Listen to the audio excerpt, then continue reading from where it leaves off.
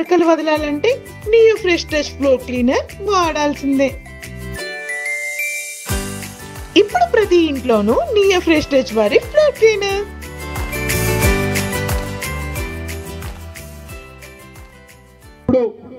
మాకు బ్రహ్మాండంగా ఇక్కడ వసతులు ఉండేది.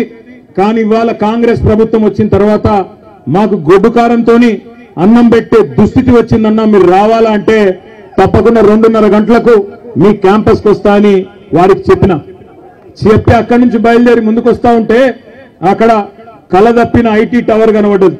మరి అందులో వెంకటరెడ్డి వచ్చినాక ఎవరన్నా ఉన్నారో లేకపోతే తాగుబోతులు అడ్డా అయిందో నాకు తెలియదు. కానీ మొత్తానికైతే కలదప్పింది ఐటీ టవర్.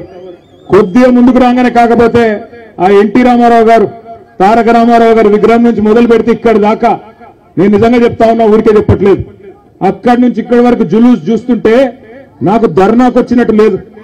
నాకు నిజంగా మళ్ళీ కేసీఆర్ గారు గెలిచి ముఖ్యమంత్రి అయినారు, మన ప్రభుత్వం వచ్చింది, మన భూపాల్ రెడ్డి తిరిగి ఎమ్మెల్యే అయిందన్నంత గొప్పగా బ్రహ్మాండంగా ఈరోజు అక్కడి నుంచి ఇక్కడి వరకు ఒక విజయోత్సవ ఊరేగింపు చేసినట్టు మరి ఇక్కడికి వచ్చినాకనైతే తొక్కిసలాట జరిగే పరిస్థితి కనబడేది. ఇక్కడికి వచ్చినాక అట్లాంటి పరిస్థితి. అందుకే నేను అంటా ఉన్నా, ప్రపంచంలో ఏ శక్తి కూడా ప్రజాశక్తి కంటే గొప్పది కానే కాదు. అది రుజువు చేసిన గడ్డ, ఈ పోరాటాల గడ్డ నల్లగొండ అనే మాట నన్ను గుర్తు చేస్తా ఉన్నా. ఈ రోజు కాదు, ఇవాళ ఉన్న వాళ్ళు కొత్తగా మేమేదో సామ్రాజ్యానికి అధిపతులైపోయినాం, చక్రవర్తులైపోయినాం, రారాజులైపోయినాం అని విర్రవీగుతున్న వాళ్ళ గురించి కాదు నేను చెప్పేది.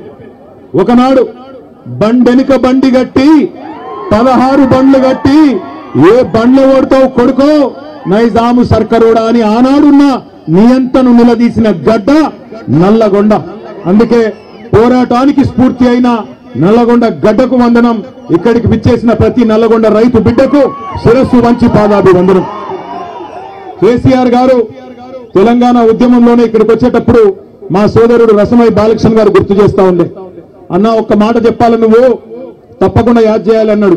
ఏందన్నా అంటే చెప్పినాడు, అన్న ఒకనాడు కేసీఆర్ గారు స్వయంగా పాట రాసిండే, పక్కన కృష్ణమ్మ ఉన్న ఫలితమేమి లేకపాయే, పాలమూరు నల్లగొండ పంటలన్నీ ఎండిపాయే అంటూ కేసీఆర్ గారే స్వయంగా కలం పట్టుకొని మరి మన నల్లగొండ దుస్థితి గురించి వర్ణించి ఆనాడు జలసాధన ఉద్యమంలో 2002-03 సంవత్సరంలోనే పాట రాసిండు అని అన్న చెప్పిండు.